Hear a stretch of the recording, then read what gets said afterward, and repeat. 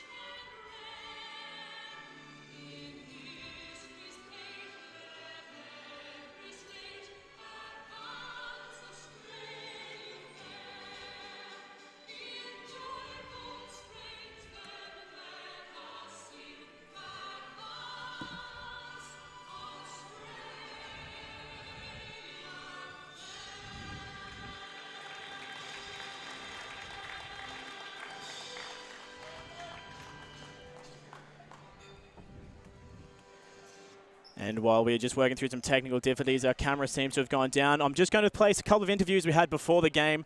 We did manage to speak to both coaches, Rebecca Lewis and Brad George. So we're going to quickly play those interviews for you, and we'll be back with you shortly. I'm here with Coach Beck Lewis of the Brisbane Spartans. First of all, congratulations on making it this far into the semi-finals. Obviously, you won the championship last year. Do you think you have the girls what it takes to do it 2 years in a row? Most definitely. Yep, super talented team this year, and yeah, definitely have the talent. So obviously, Ipswich has been an incredibly talented team all season. They've got some amazing players, the likes of Amanda Johnson, for the likes of that. How do you prepare for a game like this going into the semi-finals up against a player that's just been signed in the WNBL? Yeah, look, obviously she's a big focal point of the team. I've got confidence that I've got a couple of really good defenders that might be able to disrupt her a little bit. But you know, for us, bit the same as Phoenix with Nat Hurst. You know, for us, it's our team versus their team. So. And like you sort of said, you do have such an incredibly talented team and so much depth as well. In that game against the Phoenix last week, you just have so many strong players. How has it been working with a completely new team and just bringing them all together? Because it looks like they've been playing together for years. Yeah, look, that's been really pleasing the last few weeks. We were obviously one of the last teams to get our fully rostered squad together. So we haven't had a lot of time to get to know each other, but you know, the new players that we have brought in are just fantastic, you know, at being willing to buy in and being willing to get to know people quickly. And yeah, it's just a really fun group of girls to coach. Well, absolutely, and obviously a tough game here this afternoon, and then an even bigger game next week if you do go through into the grand finals. Final question, do you think you have what it takes to go 2 years in a row? Yes, definitely, definitely. That's the goal. Nothing less. Well, thank you very much, Beck. Really appreciate it, and good luck out on there on the floor. Awesome. Thank you. Brad George, coach of the Ipswich Force, thank you so much for joining us. And first of all, a massive congratulations on making it to the semi-finals. How are you feeling? Yeah, no, excited. It's been a great effort to obviously get where we are with the squad we've had, and a very young group, and they really keep showing and turning up each week. And we saw that last week, the way they played together, and yeah, when we can play the way we've been playing, we can push any team, and tonight we're going to need to do that again. We had a really great game last week. Had a look at the stats. Multiple girls really stepping up in that game last week. How do you think they're going to go today, this week? Because obviously a lot of players playing some really good basketball. Do you think you have what it takes to take on a very, very tough Spartans team? Yeah, definitely got what it takes. Definitely got what it takes. Obviously a little bit harder with losing. We've lost 4 of our bench players in the last month, so it makes it a little bit more difficult with our rotations. So yeah, if we stay out of foul trouble, we can definitely got that core group who they'll just do anything for each other. And obviously you saw last week 3 of them get 20. AJ's been the most dominant player in the league all year, and she's nearly got a triple-double last week. So if you focus on her, she can hurt you in other ways. So definitely a good group, and they'll definitely give it a crack. Well, on that as well, AJ did get announced as Nothing But Net Media MVP of the season. She has been an incredible addition to the team. How has she gone blending in with the girls out on the floor, and how has she added to the dynamic of, you know, a predominantly fairly young team? Yeah, no, she's great. She's just been a great leader. She's obviously she's played great college career in Oregon, and then played a couple of years in Europe before she had that 3 or 4 years off. So she's a world-class player, and obviously, yeah, she's just a great personality, just easy to get along with. I think she's really got that sort of Australian mentality where she's just laid back, easy along with it. Ladies and gentlemen, we are just trying to work through some camera issues. We've just had a last-minute issue where things have shut down. Please do stick with us. I'll try and commentate as best I can to start out the game. At home in the so do hold with us as we are trying to fix through some unfortunate internet issues which have caused our camera to go down. Please bear with us. The tip is won by the Brisbane Spartans to kick things off. Playing quite a slow offense around the outside to start off with. And a wide shot to start the game from the Spartans. That one coming from Ambrosia Anderson. It is no good, but she gets the rebound, steps back and takes a deep 3. And she banks it to make it a 3-0 lead early on for the Brisbane Spartans. Ipswich Force with it now with Rachel Mate kicking around the outside.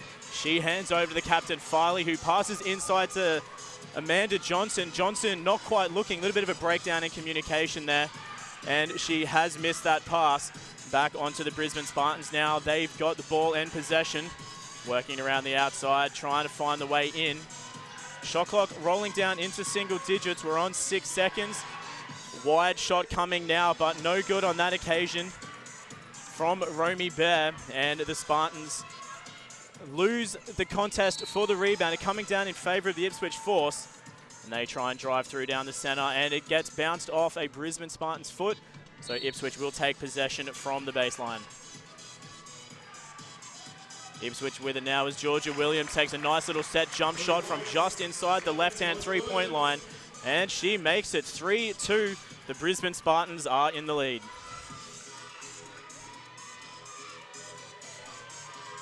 Back with the Spartans now as a nice long jump shot there from Ashley Taylor. 6-2, 2 3-points down for the Brisbane Spartans. What an incredible start they have had to this game so far. 2 3-point shots made within the first minute and a half of action here.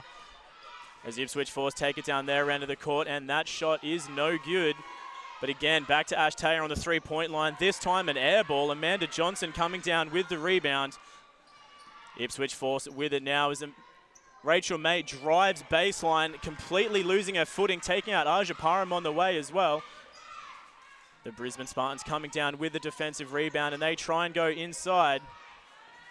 Long shot there again from Ash Taylor, and she makes the three-point shot. It is 9-2, the Brisbane Spartans taking it away early. Rachel Mate now for the Ipswich Force. It's 9-2. There's a foul called off the ball. That foul getting a call against number 20 for the Brisbane Spartans. So Aja Parham getting called for the early foul.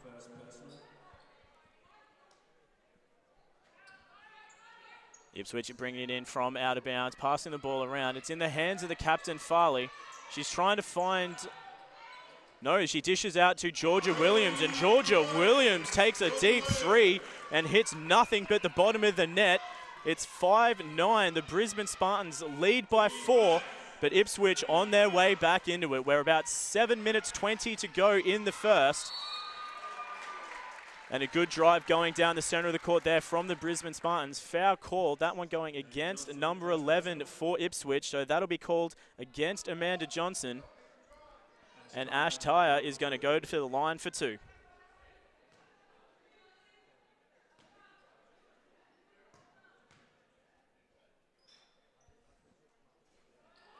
First free throw is no good.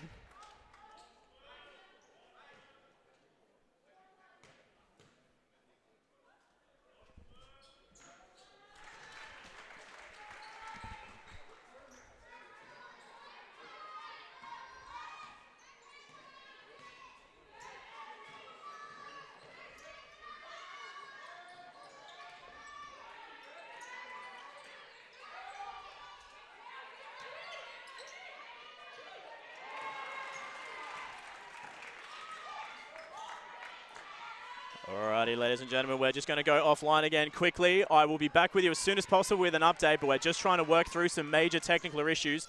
We won't be too far away.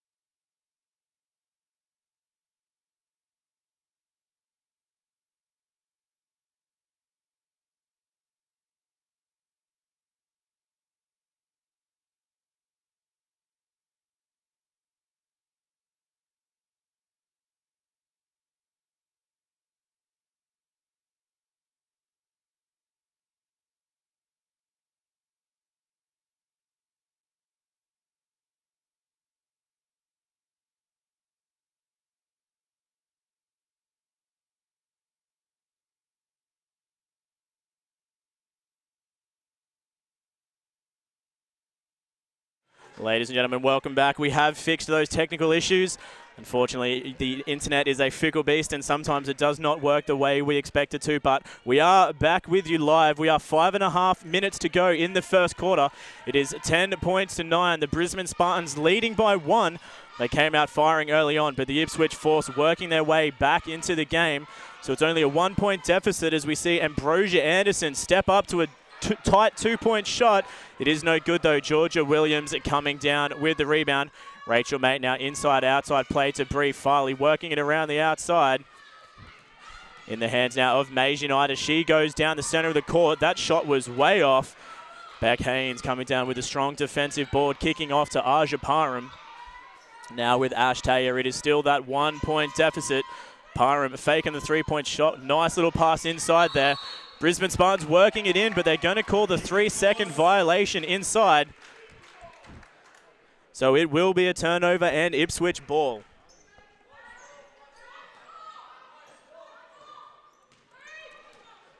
Rachel Mate with it now on the outskirts. Kicks over to Mays Unite. Loss of communication there from the Brisbane Spartans as she goes all the way by herself. And it's the Ipswich Force leading for the first time in the game, 11-10.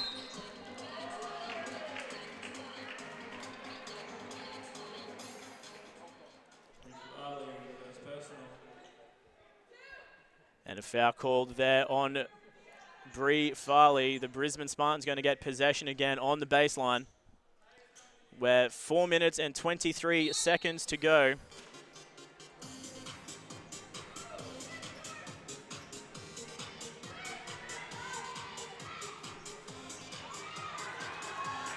And no good there, but Aja Parham working her way back in underneath. That's too strong as well. Ball knocked out of court.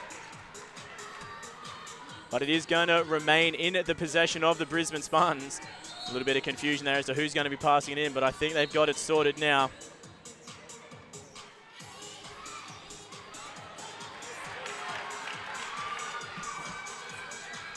And nice working it in that inside there.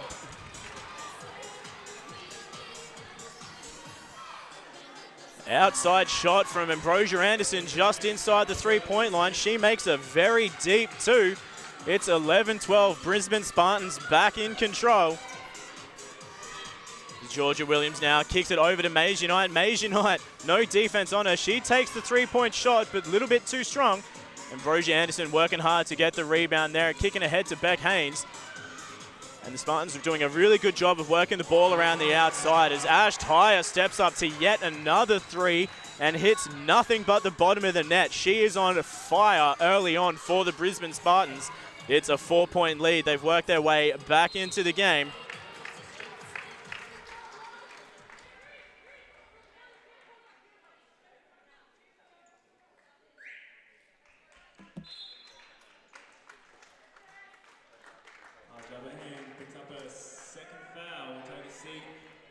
Just with our work, checking the game. Rach Mate goes to the line for two.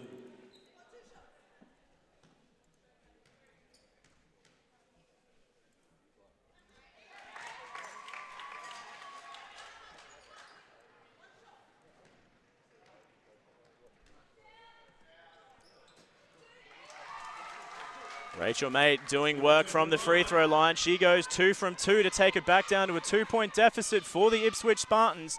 It's a 2-point ball game, 13-15. The Brisbane Spartans still in the lead. Beck Haynes with it now closely defended by Georgia Williams. Down to Ambrosia Anderson, who goes baseline and kicks out. Ash Taylor on the three-point line again, and she fires. Ash Taylor is on fire from three-point land. What a shot.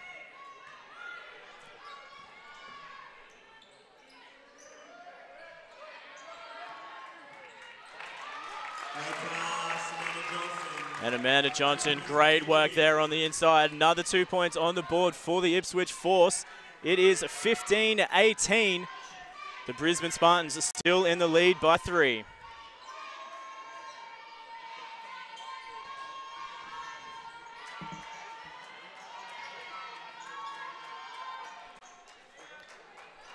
Amanda Johnson getting the defensive rebound again there for the Ipswich Force.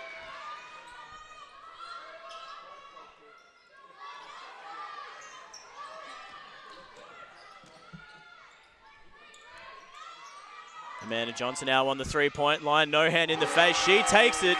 You cannot let Amanda Johnson take that three-point shot because she will put it away every single time. It is locked at 18 apiece. Just under 2 minutes to go now in the first quarter. The ball is in the hands of the Brisbane Spartans. But again, another three-point firing from the Spartans.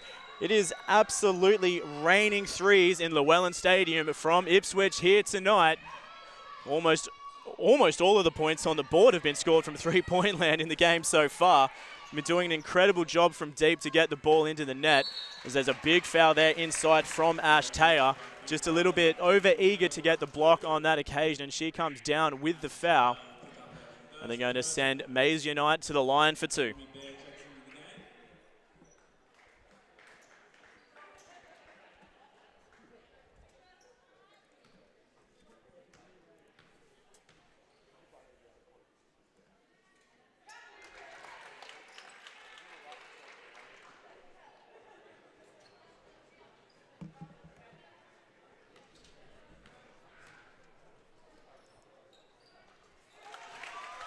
Maisie Knight from the free throw line closes that gap a little bit again. It is 20-21, the Brisbane Spartans in the lead. As again from 3-point land, the Brisbane Spartans go to work. It is absolutely raining from all over the court at the moment. Just over 1 minute to go here in the first quarter. Great defense there from the Brisbane Spartans. Amanda Johnson from 3-point line. She fires away. No good on that occasion. Ash Taylor coming down with a defensive rebound, taking it down to the 3-point line and handing off. Just under a minute to go, and the Brisbane Spartans have really controlled the game from outside. Going to work inside is Beck Haynes. Her shot a little bit too aggressive. Goes over the top as Georgia Williams. Wild pass finds its way to Rachel Mate. She kicks over to Maisie Knight, and Maisie Knight goes to work underneath for the 2. Tight game going into the first quarter. There's around about a 7 or 8 differential between game and shot clock. As that shot again too aggressive on that occasion, and it bounces out of bounds.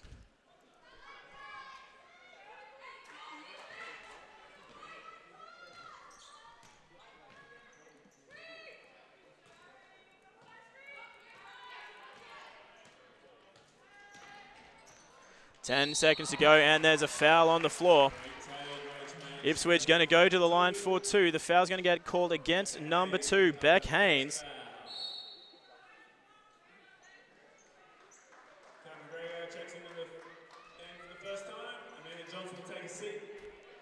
And Amanda Johnson getting checked out for all of 9 seconds to go in the first quarter. Rachel Mate on the free throw line. She makes the first.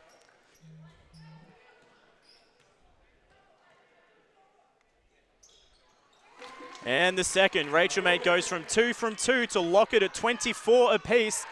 Got a couple of seconds left in the first. We're down to 5. Ball's going to settle out deep. Ash Taylor with it now on the 3-point line. She's going to fire a wild one, and it is no good. That is locked at 24 apiece to end the first quarter. And again, we do greatly apologize for the technical difficulties early on. We did do a thorough check before the game started, but everything just seemed to go wrong. But we're back online now, and everything is all good. We're locked at 24 apiece. I'm going to take a quick break, but we'll be back with you with the rest of the QBL semi-final action between the Ipswich Force and the Brisbane Spartans shortly.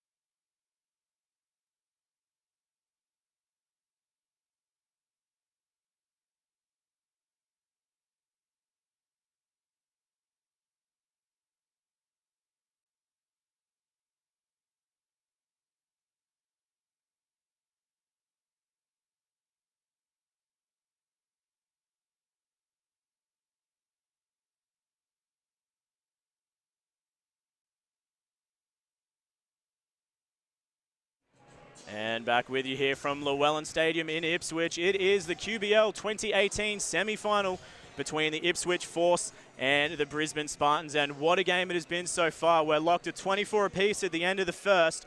And got to give a big shout out to James Bowman from the Australian Sports Network down in Sydney. Thank you so much. The benefits of the internet these days is he could remote log in and sort out our issues. So thank you very much to James for all of your assistance. And we're back with you here live from Llewellyn Stadium. And what a game we're going to have for you here. 24 apiece. And I am joined in the commentary booth now by Coach Jason Chaney of the Southwest Metro Pirates. Jason, very unfortunate to see Southwest get knocked out of the semi-final series last week, going down in the quarters. Two amazing teams out here on the floor now.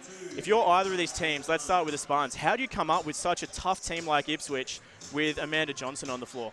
Yeah, look, I think the way to beat Amanda is not through Amanda. I think it's to get them through their guards. You know, I think you've got to starve them of the ball and make sure she doesn't get easy feeds. And I think, you know, we beat Ipswich by 22 or something in the preseason, during the season, and you know, we did a good job of making sure she didn't get easy shots. So, look, I think if they can get up the floor, put some pressure on them, it'll make it tough for them. But, you know, Ipswich have done well all year, and they continue to do so. It's a tight game. Yeah, well, absolutely. I mean, it has been a really interesting season for the Ipswich Force, and your Southwest Pirates girls, one of only 2 teams to take Ipswich and not only get the win as well, you got to win by quite a few points over them as well.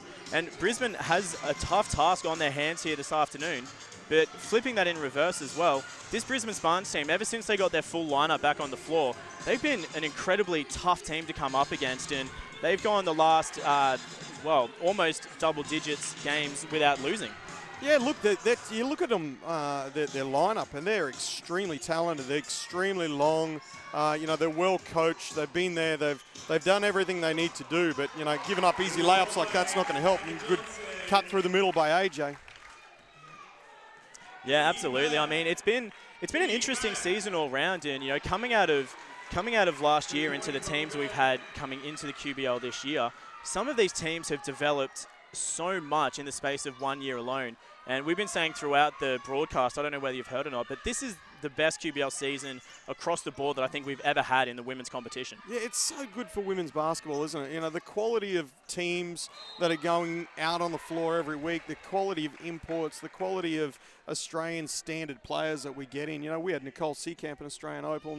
You know, we had you know, Kalani Purcell, who's in the New Zealand Tour fans. You know, that quality of player who's playing week in, week out, it just makes for such a good game, and great for women's basketball in not only Brisbane but Queensland.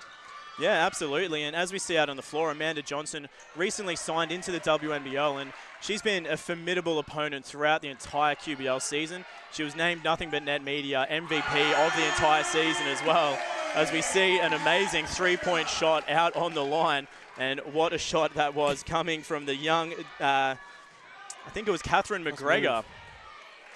It was, you know, and their guards can shoot the ball. You know, you got to respect inside and out. And credit to Brad George, he's done a hell of a job with what I think is a relatively young group in Ipswich this year. And you know, you know, I think you can't underestimate how good they are. And you leave their guards open, they're going to knock down shots. They're doing a good job.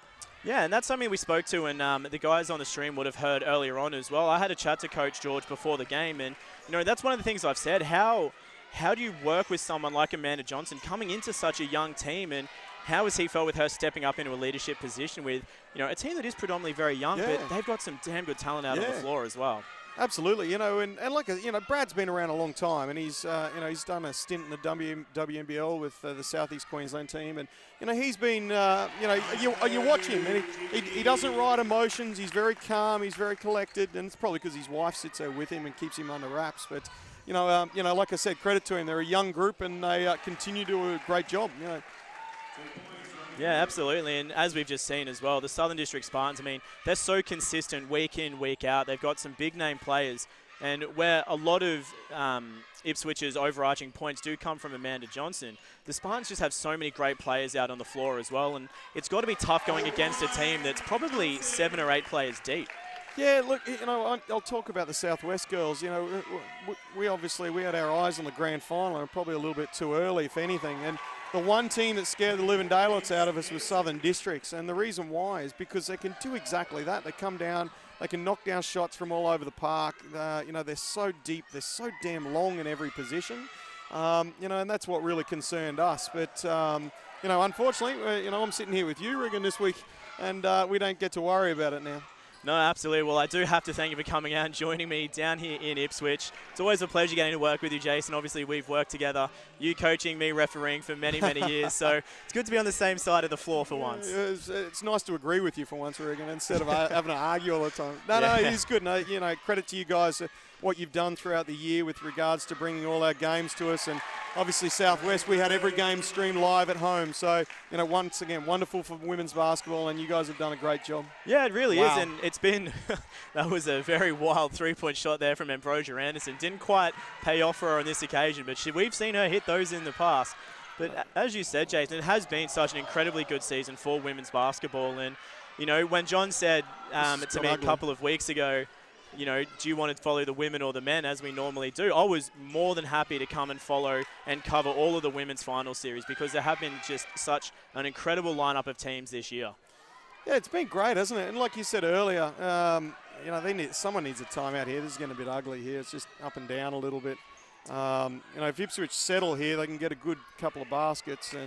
But you know, Southern Districts are shooting up some average shots, not getting through ball through hands. If Ipswich score here, that's probably not the best shot.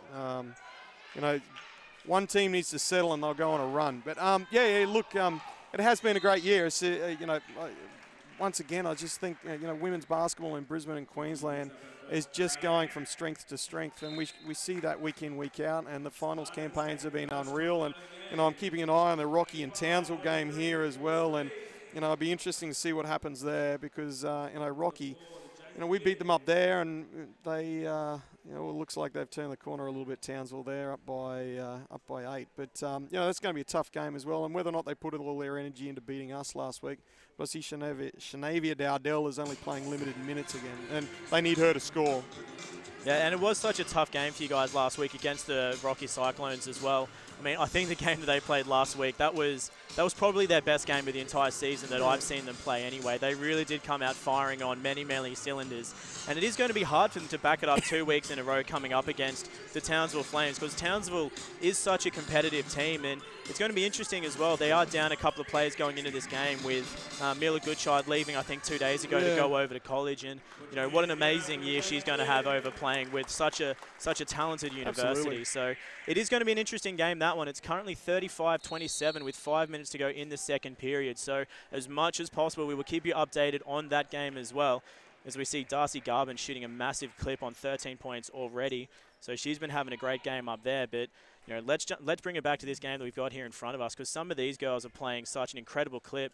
I mean, Maisie Knight already for the Ipswich Force hitting double digits. She sits on 12. But Ash Taylor has to be the star player for the game so far. She's sitting on 16. She's 5 from 9 from the field, of which 5 of 8 of those are from the three-point line. She has been having an incredible clip early on. Yeah, they need to get her more touches, I think. You know, as I mentioned, that's a good set. You know, probably not the result that they wanted, but you know, it's a close in. You know, there's a difference between good shots and bad shots, even if you miss them. And you know, you can get yourself in a D-trans there. That's not a bad shot to take. And you know, that timeout, whoever took it was a very well-timed timeout. You know, and we know Ipswich live and die by the 3, and they're getting a few up there, and those girls can hit those. But if Southern Districts settle here, you know, it might be a tough couple of minutes for Ipswich.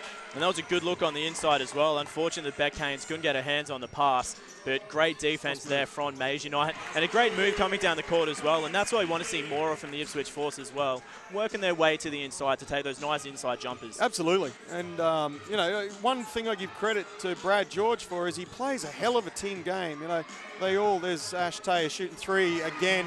They needed that just to settle them, put them down by 1. But, you know, Brad George, they're a very good team. They move the ball well. They're very unselfish, and they all play a very good role. And it shows they're still winning the game. Yeah, definitely so. And that was Ash Taylor's 6th three-point shot of the game. So she has been firing incredibly well from deep. As we see a young McGregor fire another deep 3. That one just rimming out, unfortunately for her. But the Ipswich Force do remain in the lead by 1 point as Aja Parham takes a very off-balance shot inside the key. And great defensive effort there from the Force. And we talk about, you know, if she hits this, that's a huge turnaround. It's probably not a great drive to take. She's off balance, try to milk the call. They turn around, they turn that into a 5-point play. Yeah, and speaking of that as well, big shout out to the referees on tonight's semi-final. We do have Jackie Dover and Kylie Voverden.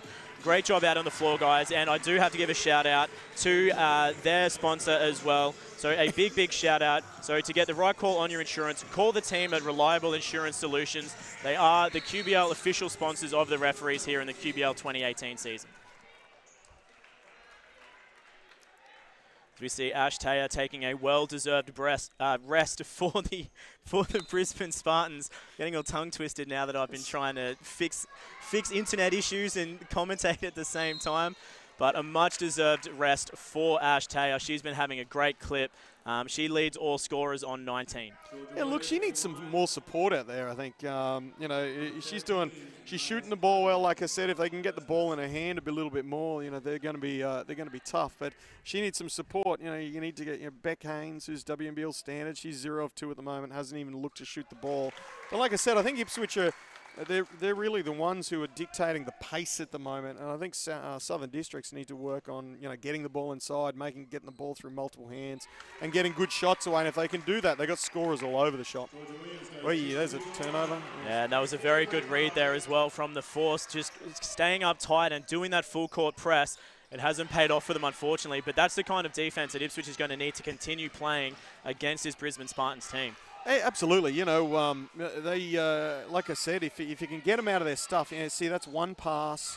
You know, they're a little lost here, but at least they've gone inside. They're doing a good job inside. Beck Haynes is looking lost a little bit there. You know, Ipswich, credit to them. They're doing a great job. You know, they look settled in the half court, and the good thing too is AJ's not carrying all the load of the team at the moment. The other girls are doing their job. Good drive.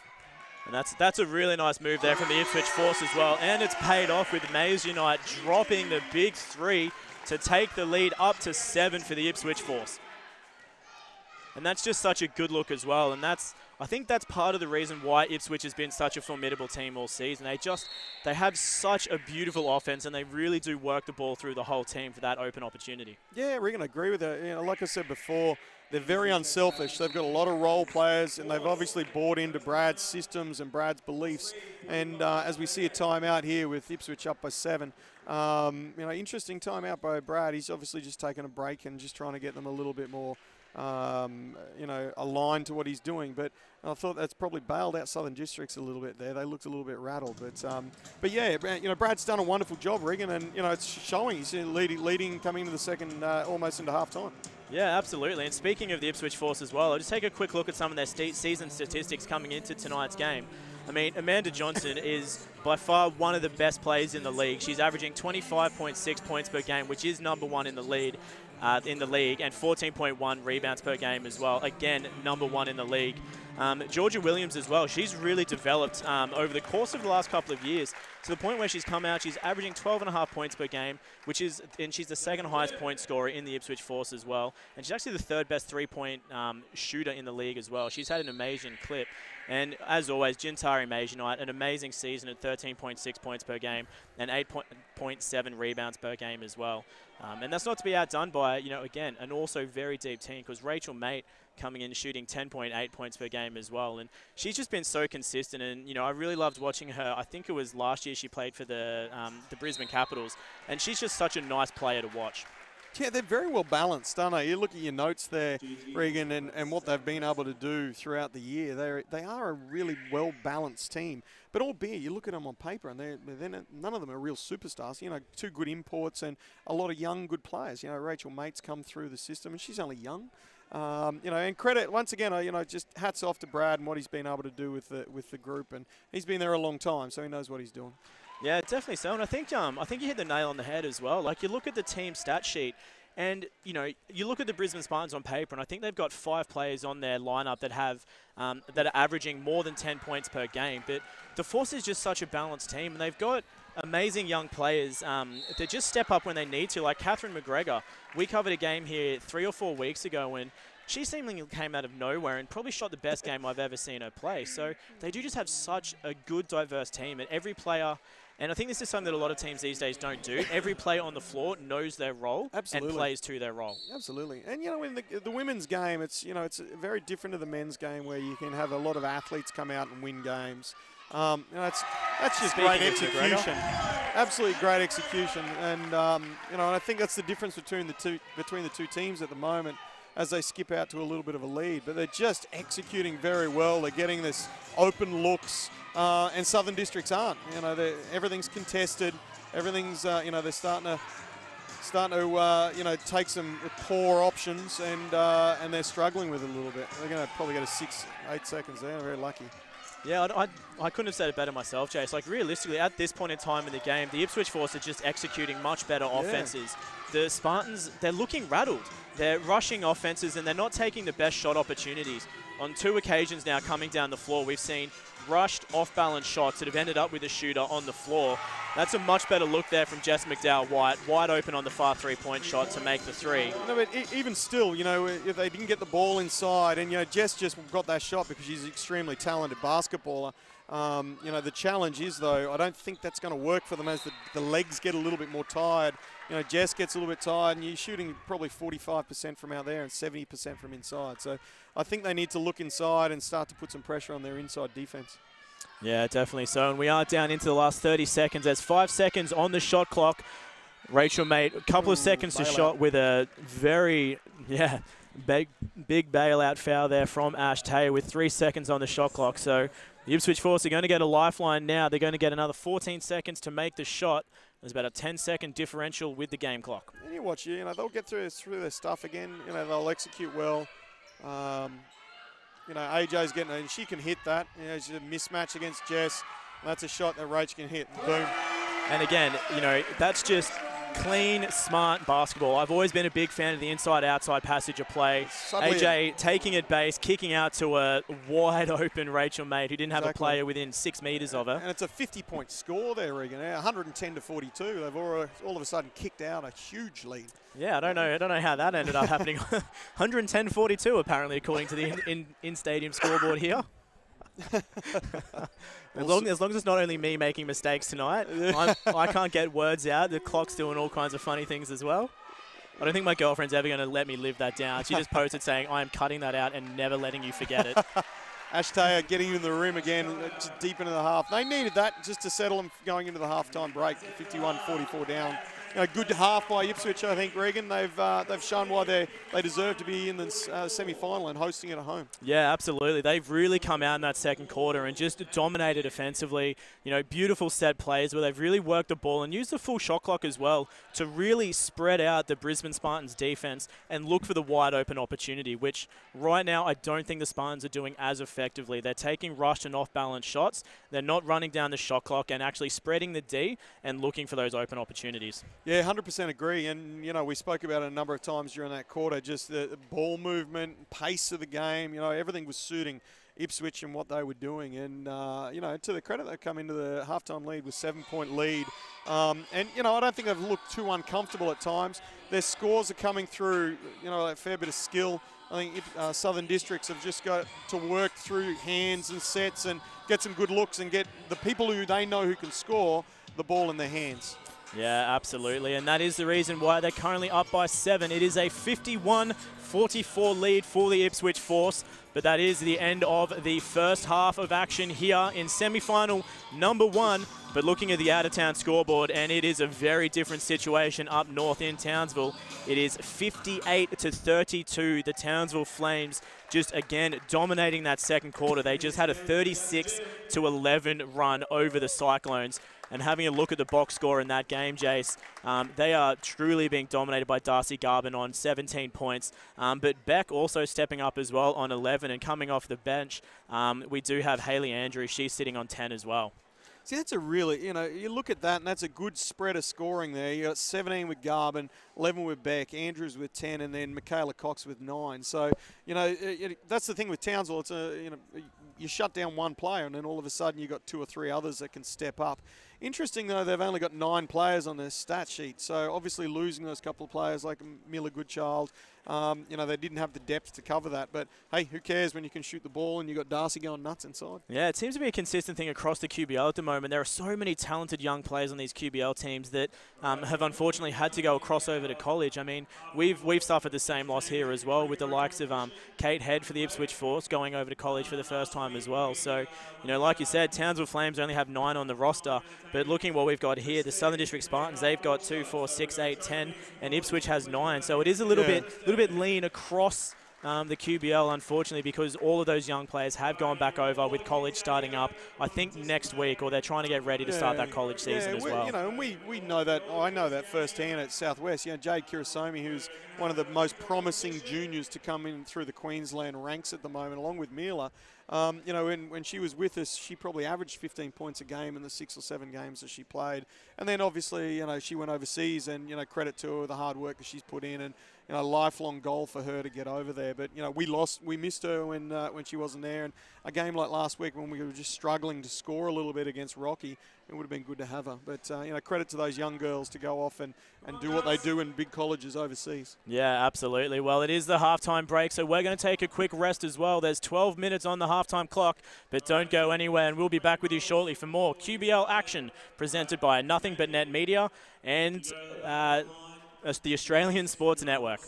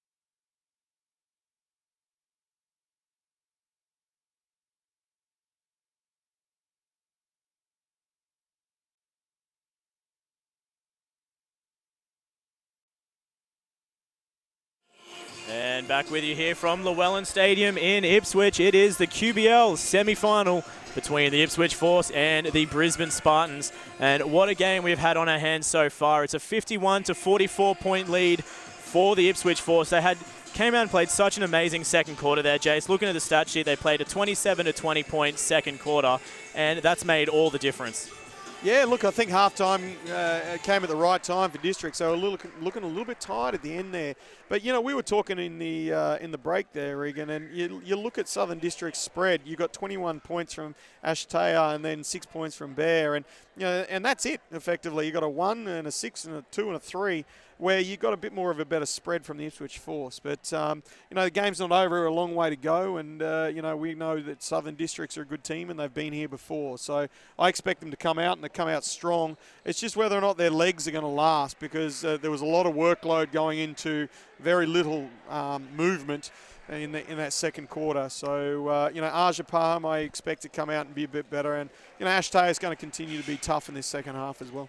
Yeah, exactly it. And I think Ambrosia Anderson, I mean, she's got to come out and start playing some big ball in this third quarter, I reckon. She seemed a little bit tired in the first and second. We both sort of made a bit of a comment about that. But, we saw her last week in the quarterfinals. She had a bit of a slow game as well, but then came out of nowhere and played a really big game because she is a really dominant player out on the field, averaging 18.7 a game. And she's just such a consistent player up both ends of the court. So I don't know whether she's nursing an injury or if there's, something going on outside of basketball in terms of injuries or anything. But, yeah, she's played a bit of a tired game of ball so far. But, I mean, I think the big thing for Ipswich is they can't get comfortable because this Brisbane team can come out of absolutely nowhere, and they do have such a deep team that if you don't show up to play 4 quarters of basketball, they can run rings around you in the fourth. Yeah, that's so true, Regan. But on the flip side, I must admit, when we scouted Ipswich the 2 times we played them this year, the big thing for us was understanding that they are a 4-quarter team.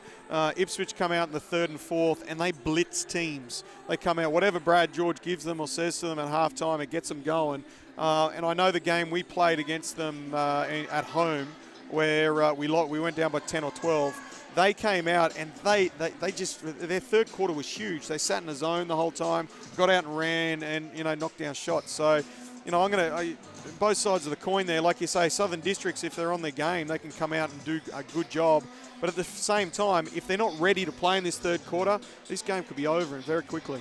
Well, what do you think would have been the discussion back in the sheds at the halftime break there for Southern District Spartans? Look, if it was me, I'd be talking about our ability to execute, get through hands, get through deeper shot clocks. And, Southwest did this a lot this year as well. When you've got so many shooters on the floor, it's sometimes everyone wants to get a shot. So you pass once and the ball goes up.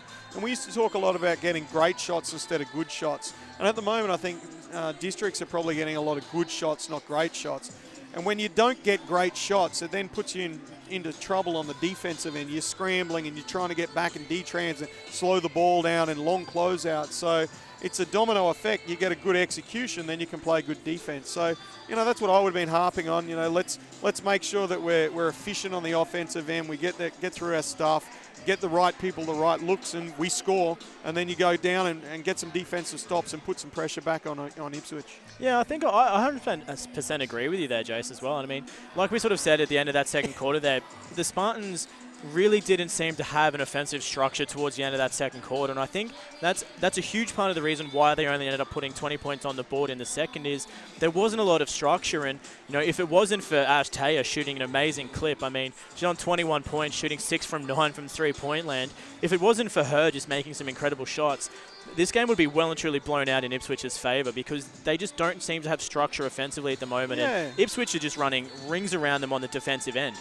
Look, you're right, and look, I'm sure they do have structure, but at the moment they're just not going to it, are they? And if they can do that, they have scorers. They have, you look at their starting 5. That's a very good group of basketballers. Their imports are very talented.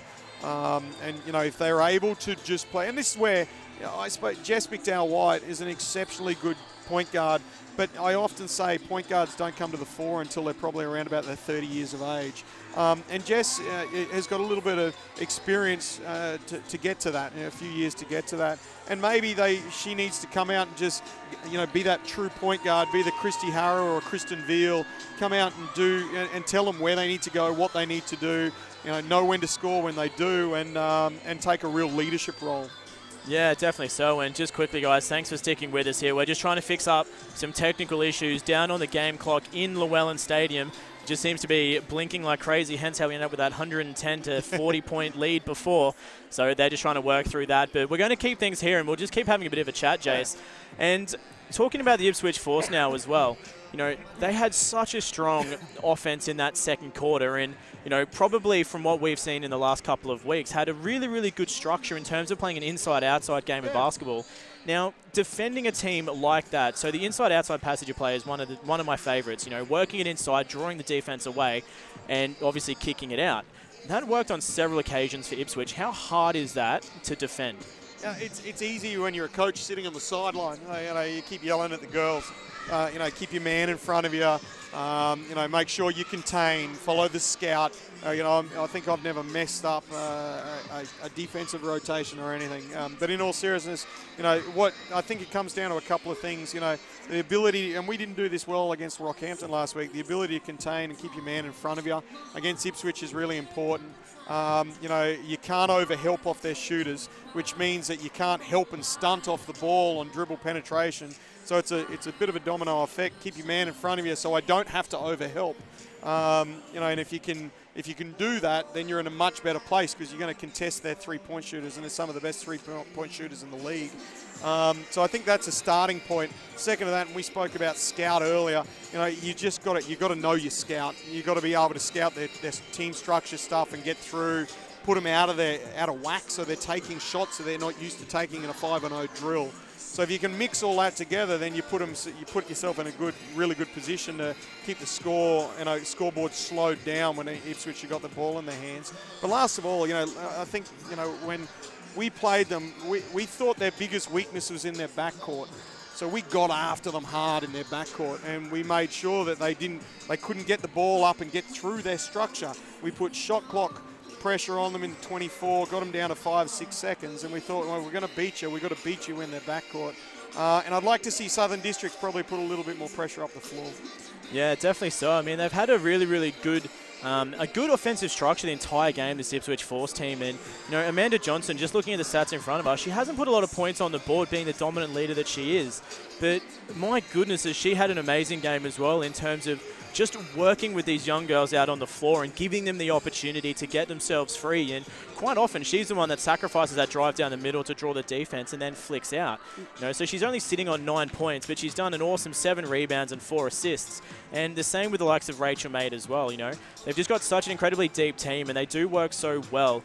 And that's one of the things I discussed with Brad George before the game as well. It's just the fact that his team and the culture that they have as a group is so incredibly strong that, there's no one player out to do everything themselves. They always look to share the ball and to share the love in terms of the point scoring as well, which, I'm guessing is something that you're trying to instill in your girls as well. It's all about that team structure, and, there's no use in being a hero scoring 40 points if you end up losing the game. Yeah, 100% agree. And, you look at the greater teams in whether or not it's the QBL, WNBL, NBL, or even the NBA, the San Antonio Spurs, they play a great team structure.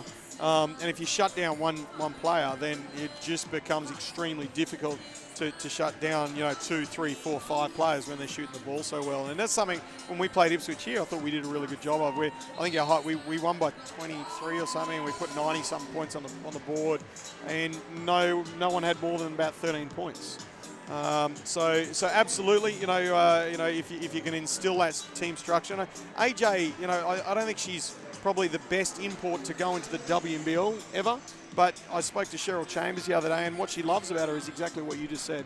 You know, she brings everything, every quality of a great teammate to the fore, being a great rebounder. She works hard, she smiles, she works in with her teammates, and you know she's been very successful. But yeah, definitely so. Because I had a chat to again Coach George off the air as well, and he said that she's just such a beautiful personality as well, and she just brings so much like love and light into that group of girls, which is so important as well. And especially as an import too. Yeah, definitely so. And you know, I've had the same conversation with Beck Lewis and some of their girls throughout the season as well.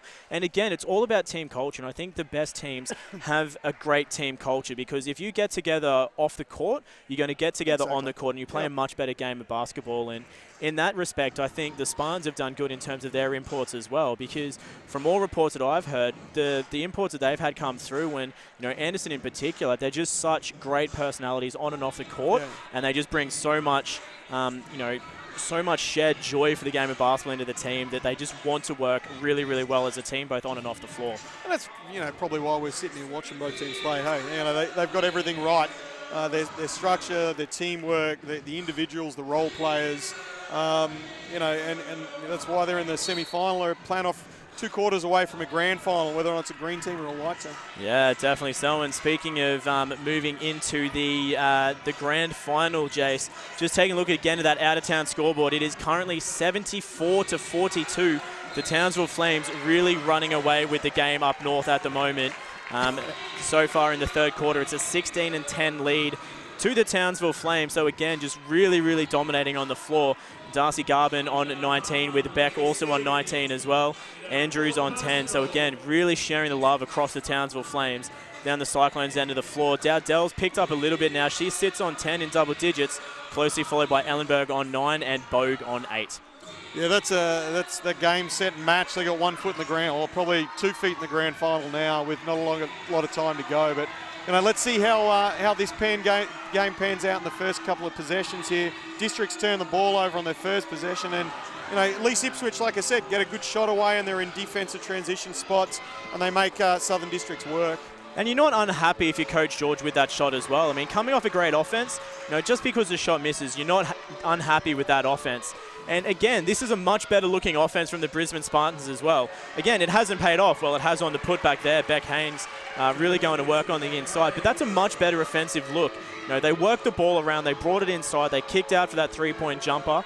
And the hard work underneath for the putback paid off. Yeah, absolutely. And you can see them here. They're in D-trans now, or their defensive spots. And you know, AJ gets a bit of a clanger up there, and it'll be interesting if they can get a good possession here and put scoreboard pressure on Ipswich early, then they're in a good position. But you know, they're getting through this same set that they've run, different look, but they get a good post feed, and Beck Haynes in the short corner can hit that.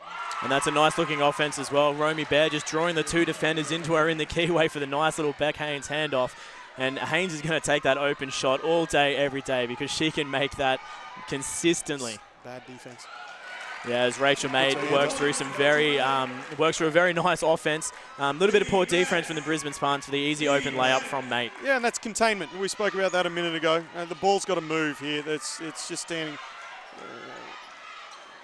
Jess McDowell-White not feeling it. There was an unfortunate putback there from Anderson as well. It's unlike her to miss that shot on the inside. She looked almost a little bit off balance as she was taking the putback shot as well. But Southern Districts look a little bit tired, don't they? I don't know what it is. And maybe they've just put a lot of energy in. They're not going to their bench a hell of a lot. Arj is obviously coming off the bench, will play big minutes, but you know, another outside shot that goes down, that's a good look. And like I said, you put on some scoreboard pressure now to Ipswich. It makes them, you know, dig deep and have to do the little things even better. So we'll see what happens here. Yeah, definitely so. I mean, the Spartans are looking a little bit tired. I don't know whether that's stemming from the fact that they are only a 10-woman side at the moment, down 2 players, unfortunately. But yeah, they're looking a little bit tired, but they're still doing some really good offensive work at the moment. And you know, potentially that's something that they've recognised, that they don't have the legs on them at the moment, but they're working that offense in their favour and finding the open opportunities. Yeah, absolutely. Yeah, and you know, it's 2 possessions now where Ipswich have put the ball on the floor and they've gone hard to the rim. And you know, in the women's game, And especially at QBL level, if you can get to the rim, a couple of good things are going to happen. And on both occasions, in the last 2 possessions, and this is credit to them, they put the ball on the floor, got hard to the rim, and one they got a foul on one. They're shooting 2 free throws, and they get a layup on the other. So, you know, when I talk about the pressure, scoreboard pressure, credit to Ipswich. They're playing pretty smart basketball at the moment. Yeah, they really are. I think Ipswich is winning the game down both ends at the moment, and that's what is benefiting them. I mean, Romy Bear, amazing three-point jump shot there, wide open from the top of the 3. The Spartans really are bringing back their offense now, and they're playing a much more settled game of basketball. But defensively, Ipswich are still outsmarting, I think, the Spartans a little bit, and that's why they're maintaining their lead at the moment, because they really are working quite hard and they're not as tired down both ends of the floor. Absolutely. What is the score? It's 54-0 at the moment to Southern Districts. I am showing 54 apiece at the moment. 54 apiece. Beck Hain in the corner. You know, you can see now like the athleticism coming out of this. These longer players starting to show, but Rachel May with a nice little drive down the floor. Defense picking up at the last minute there from the Spartans, as Georgia Williams works her way inside for the 2-point play with the and one as well. So once again, just, you know, putting pressure on the defense, putting the ball on the floor, getting to the rim 3 out of 3 times now. It's you know, it's resulted in something good. So you know, it's just a good game of basketball at the moment.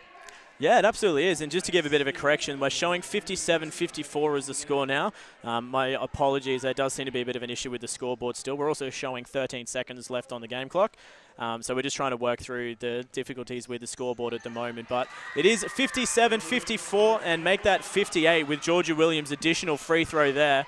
And this is a much better quarter of basketball from both ends, Jace. As we sort of said at the start of the second, you know, it was looking a little bit scrappy. Both teams were looking a little bit worn down. But both teams have really come out firing in this third quarter, and they're doing an amazing job to keep it as a nice, tight game. But there's some really great basketball being played in front of us. Absolutely. And these next few possessions are going to be really important because districts have put a lot of effort into the last few possessions, and they're still down by 4. And this is what Ipswich do to you. They come out in this third quarter and, you know, you think you make a run and all of a sudden they come down and they're just so efficient that they put points on the board. So once again, I'll say, you know, I sound like a bit of a broken record, but if Southern Districts can get a good open look, then they'll put pressure back on Ipswich. That's a silly foul. Yeah, that was a good shot opportunity there from the Spartans as well. Emily Preston just, you know, getting herself to a nice open position at the elbow for that jump shot. Didn't pay off for her, unfortunately. And that's a much better look from the Spartans. You know, they really are working the ball around and trying to find that open player a little bit more regularly. Yeah, and look, and you know, they're now, I think that's right, but they're in team fouls too, Southern Districts, and they're going to be, every foul now goes to the line. So whether or not they mix this up and maybe sit in a zone or something just to keep the ball outside, but you know, they've got to be aware of that. That's going to be tough for them to play for the next 5 minutes and not gift them with 2 every time they. Sorry, mate, I'm struggling to watch and do 2 things at once. That's a good finish.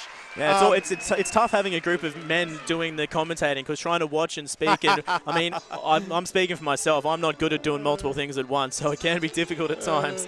I know when Scott McKenzie talks to me during the game and I'm watching the game, I often don't listen to him either. I say it's very similar to talking to my missus. That's right. I don't listen to Scott McKenzie either. Back in my referee days, I just tuned him out on a consistent basis. So we have that in common at least as well, Jace. I think Scott's listening, so I hope he heard that. I hope he does. Hopefully one of us gets a message from him soon. Yeah, exactly. Just taking a quick break here on the floor as well. We're again just trying to work through that scoreboard issue. It's a little bit all over the shop at the moment. A little bit of a glitch on the scoreboard, but it is 58-56, and the foul count is 4-0. The Ipswich Force doing a really good job defensively to get themselves into a good position to not foul. And I don't think the 4-0 foul count is reflective of the referees at all. It's just Brisbane's defense at the moment is a little bit lackluster. And as you've said a couple of times, Jace, you know, they are looking a little bit tired and they're just not working their way in front to play defense properly. And they're getting lazy in having that reach. Correct. You know, there's two that they were lazy on defense or just didn't have the foot speed. And there was 2 silly fouls there. I know Ash Taylor picked one, putting her hands in. That's money for Rachel, mate. No, not today. Yeah, that is an unusual miss there for Mate. I mean, normally she puts that away every single time, yeah. I know when she plays us, she seems to shoot well, but I think we like to give people a bit of confidence as well. I think that's a nice-looking shot there from Anderson. If she can keep putting those ones away, she will She will hurt Ipswich quite a lot if she can keep doing that. Georgia Williams working her way through probably 7 defenders on that occasion. I don't even know how that is possible, but that was a beautiful offense there from Williams. See, you know, Southern Districts, they're living and dying by the 3 at the moment. They're all planning outside, just they're getting shots up, but they're hitting them. So if you're going to hit shots, it may as well be from the outside the 3-point line. Yeah, absolutely. Taking a slight lead here. I think it's, I don't know what it is. 62-60, so the Brisbane Spartans have worked their way back in front by 2 points. But that's some great defense there from a combination of Anderson and Romy Bear to put Amanda Johnson's pass into their hands. This is where the ball's got to move. Nice steal there from Rachel Mate as well as she goes one-on-one with Jess McDowell-White. Gets herself in front, playing beautiful defense, and Mate shot well and truly over the bucket. McDowell-White with the rebound, the drive up the floor, handoff to Anderson, and Anderson fires again, and no good on that occasion. Yeah, no, once again, we're getting into a little bit of up and down here, so I don't know if the pace helps. I think it probably helps Ipswich, if anything, but Ipswich have gone to a structured set. AJ on a layup here. Yeah, I tend to agree. I think the faster pace does benefit Ipswich. You know, as we've said, the Spartans team does look a little tired. So if Ipswich can keep this fast-paced game roaming, as you said, Brisbane are living and dying by the 3-point shot. So the faster pace benefits Ipswich because they can run those inside-outside passages and work their way inside to get the points. Exactly, and you know what they've got to do too is, you know, I think. Because they're going to be tired, your foot speed becomes a bit tired on the offensive end. So that's a huge 3. She's playing a great game.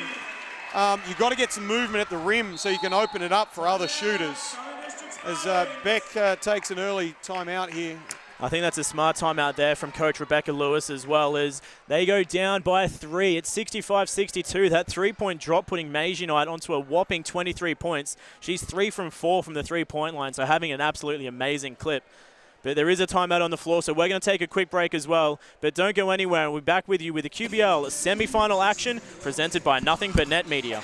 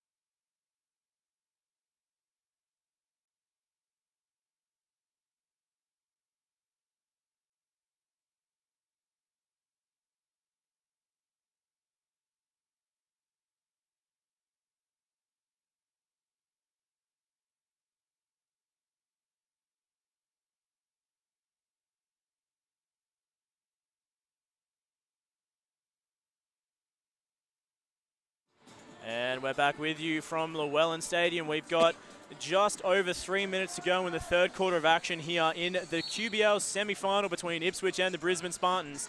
It's a 3-point clip. The Force working their way back in front after the Spartans put on a really nice couple of passages of play in a row there, Jace, to get themselves in the lead by a couple. But the Ipswich Force just saying no and getting themselves back in the lead again. Yeah, it's interesting. Also, you know, during that patch, they've kept Aja on the bench. So, you know, 3 minutes to go. Beck Haynes gets a steal. See if they can finish this.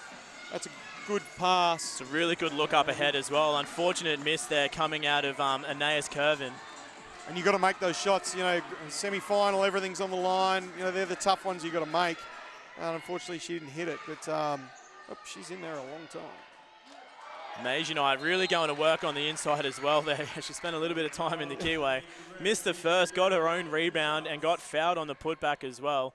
So that will bring up the 5th team foul there for the Brisbane Spartans. But again, how good a game has Maisie Knight been playing here tonight? They're huge, and you know, shooting the ball well from outside. And that's the problem when you know you got to contain her from outside, and then she ducks inside and gets easy shots. And, you know, this is a double whammy. You give them 2 points, and you also, they missed a layup at the other end, and now you had foul trouble as well. That poor old score, and then they give up. That's poor old scoreboard, Regan. That is struggling up there. That's okay. What is the score? It is 66-62, so we're 4 points in front for the Ipswich Force. And again, just having an incredibly dominant game is Mays United. She went 1 from 2 from the free throw line on that occasion. But Romy Bear, again, proving what she is made of as she hits a big three. She's keeping them in the game. She really is. Here's AJ on a drive. And that's a great example of just getting the ball inside, kicking it out. A nice three-pointer. Brie Farley's first points of the game. Just good basketball. The Brisbane Spartans just can't catch a break at the moment. They piece together a really nice offense for Romy Bear. And I mean, she's been having a great game as well. She's shooting 3 from 5 from the three-point line, but straight back down the other end, and the Force just put on a 3 of their own. I mean, Ipswich are just going point for point with the Spartans at the moment. Yeah, and that's the thing. They need to get some stops. And like again, once again, I'm a little bit surprised why Aja's not on the floor. Looks like she's going to sit out this entire quarter. I think they need, her length, her smarts come out. Maybe they're saving it for the fourth quarter and because they know they're in a game. Yeah, I don't know whether Parham's maybe injured or something as well, because looking at what's in front of me, she's only played 10 minutes in this game so far, which does seem very unusual for Aja. I'm just trying to see her season stats to see what she averages. But it does seem very unusual that she spent so much time sitting on the bench as well. So maybe...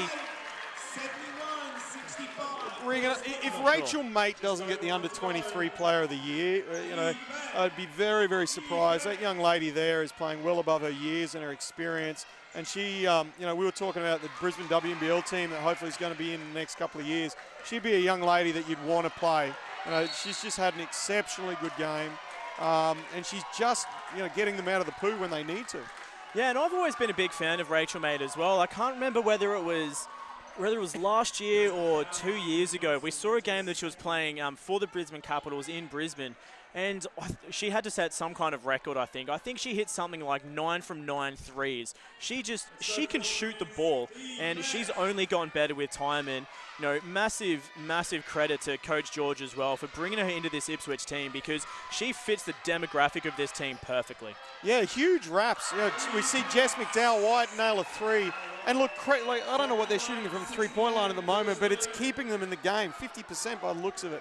Absolutely keeping them in the game because their inside game is just not there. But, once again, on to Rach, she's done a great job of being able to, add, I think, putting the ball on the deck and finishing. And you see that last possession where she got to the rim very easily and doing a good job. But we'll see what her experience is here. 1 second on the shot clock, see if they can get an uncontested look up.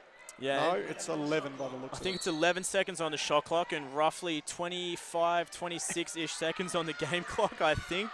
Not quite sure what they're showing as Georgia Williams just loses control on the drive there. But to jump back a passage of play, McDowell-White is playing some fierce defense as well, really getting herself in a position to knock that previous ball out of bounds. So McDowell-White, another really great young player in this Spartans team. And she's going off to college at some point in time as well, I believe, from what I've heard. Yeah, huge raps on Jess. Another great young player, and I'm still going to claim her as a Southwest Metro junior. I used to ref Jess all the time when she was a lot younger and know the family well. But that's a really nice look there from Romy Bear. Unfortunate that the layup couldn't make it in. But another good look, and Brisbane are doing a lot better now on the inside as we get a big payoff there. 2 points going to Emily Preston, working her way on the inside, and they'll pick up the foul as well. The foul is going to go against Georgia Williams with about 3 seconds left on the clock. They put on the 2. The free throw could make it a tied game going into three-quarter time. Yeah, look, probably this third quarter, offensive rebounding has really stood out for Southern Districts. They're not making easy shots, but to their credit, they're getting on the glass. The offensive board's 12-4. And you know what? They're an athletic, long team. They should be getting offensive glass too. But it's keeping them in the game, that and three-pointers.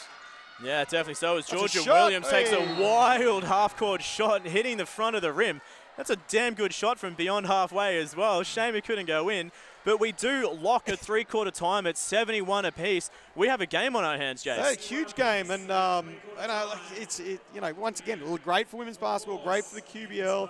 It's going to be really interesting to see what both teams do. We spoke a little bit about Aja staying on the bench, and she still looks like she's not going to sit down into the starters.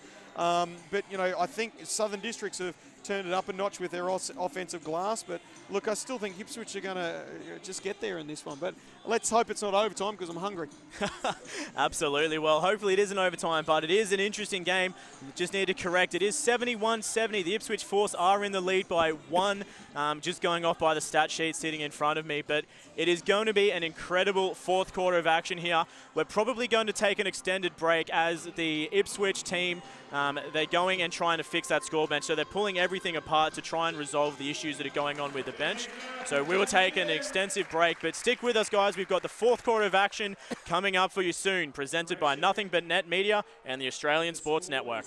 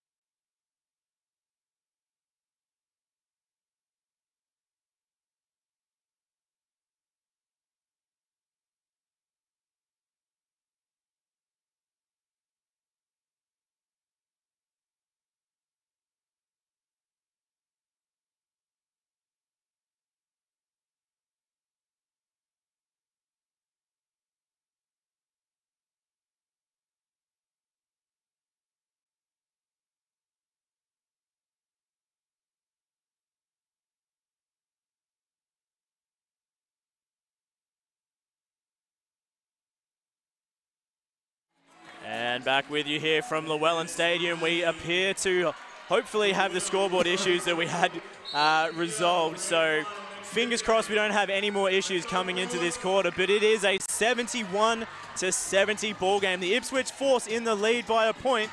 So what a final 10 minutes of basketball we have ready for us here, Jason. Yeah, this is good. And, you know, you can see Ipswich moving bodies, getting a good look. And that's why I like this Ipswich team. They're very unselfish. But we're just talking in the break before, and it's interesting, Southern Districts, we've spoken about this a bit, they're just not putting pressure on their defense. Everything's a jump shot, everything's from outside, and with that in mind, they're 2 of 5 from the free throw. So they've only been to the free throw line 5 times. And, you know, that's a difference at the moment, but in saying that, they're only down by a point. Yeah, exactly it, Jace, you know, and Ipswich is just doing an incredible job defensively as well, because one of the other things we discussed about that was Ipswich only have 7 personal fouls. So the main reason the Spartans are only 2 from 5 from the free throw line is because they're just not going there, because Ipswich just has such a good defense at the moment, as we see a huge block there from Anderson causing the travel.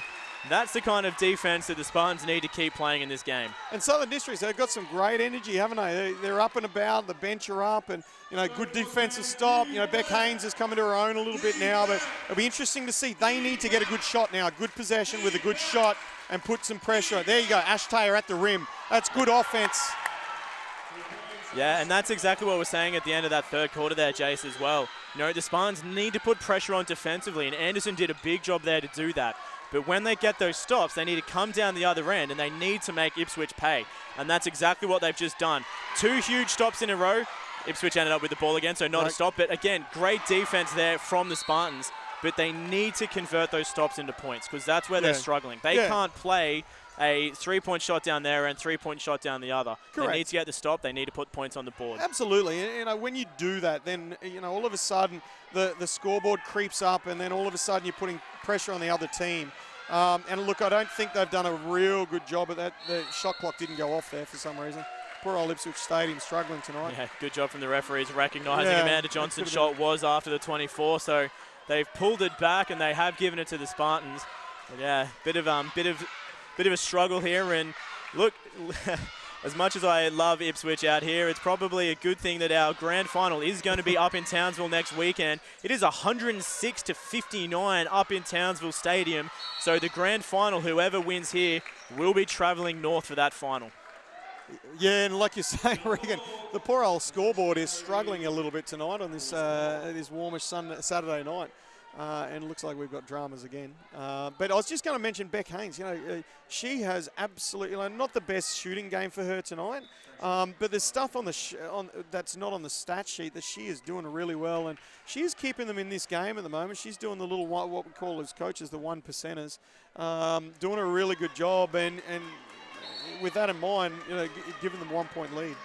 Yeah, absolutely. And Beck is just such a great leader as well, and she really does lead her team from her actions on the floor. And, you know, like you said, she may not have had the best scoring game here so far, but she's done a really good job in terms of rebounds, getting her position on the floor, and putting on defensive pressure as well.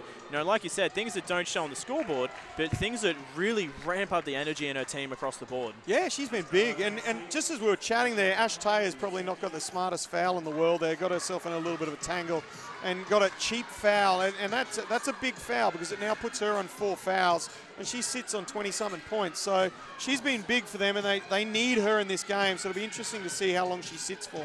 Yeah, Ash Taylor is not the player that you want to be fouling out. As we see Anderson with a nice little steal there. But back to Taylor, she's on 23 points. She shot 6 from 11 from the 3-point line and 8 from 15 from the field as a whole. So Taylor has been having a really great game. And like you said, Jason, a silly foul like that probably wasn't the smartest decision, because, you know, she will probably sit on the bench until the last 3 or 4 minutes in this game, and that's not where Beck would want her. Yeah, exactly. And with that, you know, there's another, you know, bringing Aja Paham on is not a bad substitute. It's probably not her best night on the court, but she's a big game player and she knows how to win big games. So having her on the floor with Ash off is pretty good. Yeah, absolutely. And I'm not sure if there's a reason why Aja hasn't played many minutes in the game here, but it is good to see her back out on the floor, whether she's nursing an injury as well. I don't know, but it is good to see Paham back on the floor, because she does bring a lot of energy, and she does really well in terms of rebounds as well. looking at the notes that I've got in front of me, I mean, she's had a great game from deep. She's averaging just over 7 rebounds per game. So, she does a really good job underneath pulling those boards. You can see Beck, just the Southern District's head coach, just yelling out to her players just to calm down a little bit, just to slow down. You can see they've just all of a sudden started to rush, and a really smart timeout there from Brad George. You probably both teams just needed a settler. You've seen a few silly shots, a few rush shots. Brad George will get them settled, so will Beck, and we'll see what comes out of the other end of this timeout. Yeah, absolutely. Well, there is a timeout on the floor, but we do have a final score up north, so I'll quickly run you through some of the statistics coming out of that game. It is 111 to 63. The Townsville Flames just absolutely dominating at the 106.3 FM Stadium. What a game had by all players as well. And they've been led by Darcy Garvin, shooting a massive 23 points. She's also got 13 rebounds, which is a really impressive effort coming out of Darcy Garvin. She's been such a dominant player all year. Stella Beck as well, and really great performance. She's on 21. She's got a double-double with 10 boards as well. Michaela Cox, 13 points. Walsh, 13 points. Brennan, 12 points. Andrews coming off the bench with 15. Fowler with 12. 7 out of their 9 players, well, sorry, I should say 7 out of 8 players that took the court, ending in double figures. So that's a really impressive effort there from the Townsville Flames to get that big win. Rocky Cyclones, they've been, they were really led. It was kind of a consistent game across multiple players, but Ellenberg, as always, came out with a strong game. She got 13 points. Bo with a massive 12 points and 10 rebounds. And Shanavia Dowdell, 10 points, 6 rebounds, with Clifford coming off the bench with 10 as well. Yeah, good big game by Townsville. Just here, that's huge from Bree Farley. They Southern Districts looked to change it up coming out of the timeout, went into a zone, and Ipswich read it, got through their stuff, and Bree Farley, who's a hell of a basketball as well, and see, there you go. Good hard cut by Beck Haynes. Gets herself on the rim, gets to the free throw line, slows the game down, gives them a bit of a breather because they're not going deep into their bench at the moment. So, that's a good cut by Beck. And once again, Beck's been around. She knows what she's doing. Yeah, definitely so. And, it's really that talent and that, that age in the game of basketball is really starting to show as well. I mean, Bree Farley, she's been having a relatively quiet game. She's only on, well, she was on 3 points before that big 3-point bomb just then. But she's such an intellectual player, and she knows how to read the defense. And same here for Beck Haynes. That's a veteran move, really just getting into the bucket, drawing that contact, and putting it away for the points. So absolutely. And, that's going to be interesting. You've got one group who's extremely experienced and against a younger group. So it'll just be interesting to see. Well, now they turn the ball over. It'll be interesting to see how that pans out in the next sort of 5-6 minutes as the game gets tighter and a little bit more stressful, and everyone's got to make big plays. AJ with a nice cut with a hand out to Farley again on the same corner. That one is a little bit too strong, bouncing over the top. But like you said, Jay, it is really good to see, and it is two very different teams out on the floor as well. They both have their own very unique styles. There's McDowell White's 3-point shot is no good as well, and there's a big struggle on the floor for the board.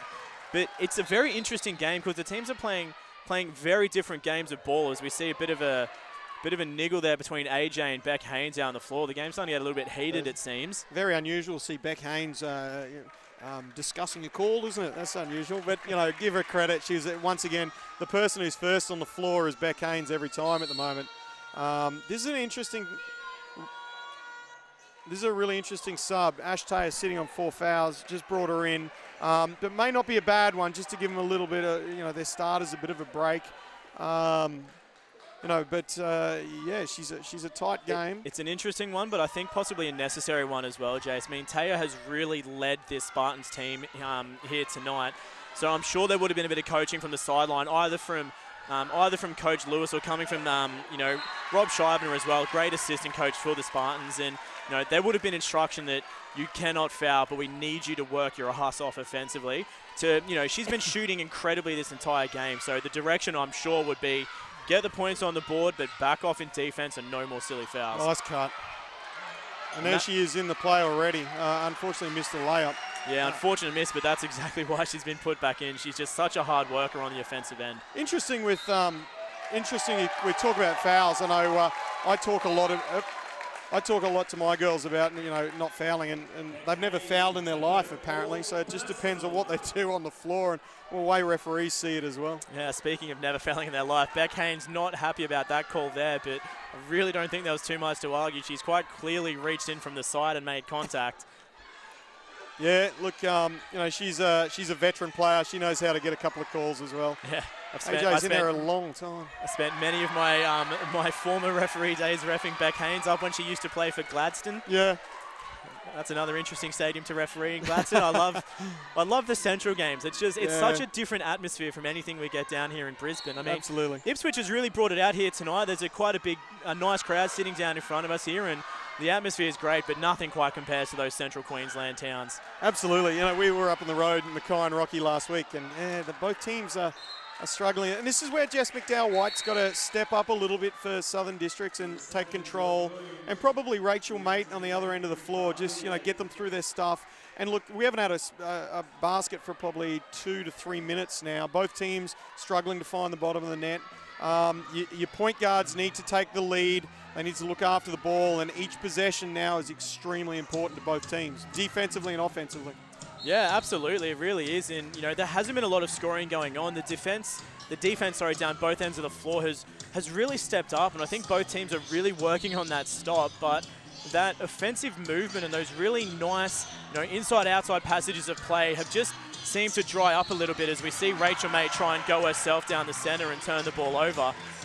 That's one of those ones where you could have had the kick out to Maisonat out on the three-point line, and whether Maisonat shoots or not, I don't know, but that's what they were doing in the first 3 quarters. They were having that drive but kicking out, and it's just changed a little bit for the Force at the moment, and the same for the Spartans. Yeah, absolutely. And you can see Southern Districts using a long 24 here, and I think that's a really good move. Jess just misses the shot, but it's a good shot to take. I was just going to say with Rachel Mate, though, she's a young lady who's doing a very good job, and you see in that last one, she didn't win, she was very controlled. And, credit to the young lady. I thought that was very, very mature above her years as we see AJ get a first point for a long time. Yeah, and that's such a great show of how AJ plays a game of basketball. She's just such a strong player. She drives through heavy traffic, but really fights. And as you were saying down this end of the floor, Jason, Rachel Mate really stepping up, playing incredible defense. Maisonat, unfortunately, overturning that with a turnover there. We see Aja Parham go to work on the inside, putting the bucket away, drawing the foul with the and one.